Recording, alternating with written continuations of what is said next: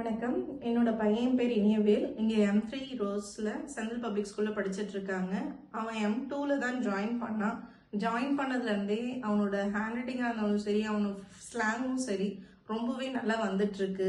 Hand ரைட்டிங்னா அந்த slanting பர்ஃபெக்ஷனாக வர்றதுக்கு ரொம்பவே டீச்சர்ஸ் ஹெல்ப் பண்ணுறாங்க. ஃபோனிக்ஸில் பார்த்தோம்னா ஒவ்வொரு சவுண்டை வச்சு அவன் அழகாக சென்டென்ஸ் ஃப்ரேம் பண்ணி அதை படிக்கிறதா இருந்தாலும் சரி, மற்றவங்களுக்கு அதை புரிய வைக்கிறதுலையும் ரொம்பவே அழகாக பண்ணிட்டு இருக்காங்க.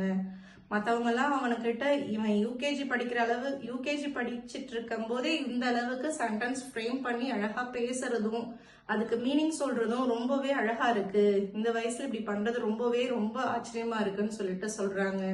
அதுக்கு ரொம்பவே நல்லா போயிட்டு இருக்கு.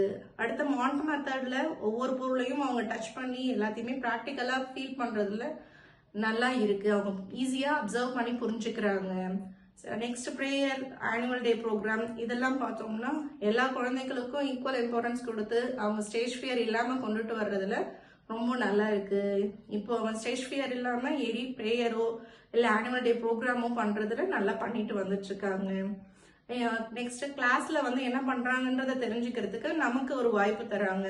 பேரண்ட்ஸுக்கு ஒவ்வொருத்தருக்கும் டைம் ஸ்லாட் கொடுத்து குழந்தைங்க என்ன பண்றாங்கன்றத நம்ம அப்சர்வ் பண்ணிக்க முடியுது. எல்லாமே M1, M2, M3 3 செக்ஷனுமே ஒரே கிளாஸ்ல உட்காந்து பண்ணும்போது இவங்க மற்றவங்களுக்கும் கைட் பண்ற கெப்பாசிட்டி உங்களுக்கு வந்துட்டு இருக்கு. ஸோ எல்லாமே நல்லா போயிட்டு இருக்கு. ஒரு நல்ல இம்ப்ரூவ்மெண்ட், நல்ல கைடன்ஸோட நல்ல அவனோட ஒர்க்கை அவனே பார்த்துக்கிற அளவுக்கு அவன் நல்லா பண்ணிட்டு வந்துட்டு இருக்கான். So thank you.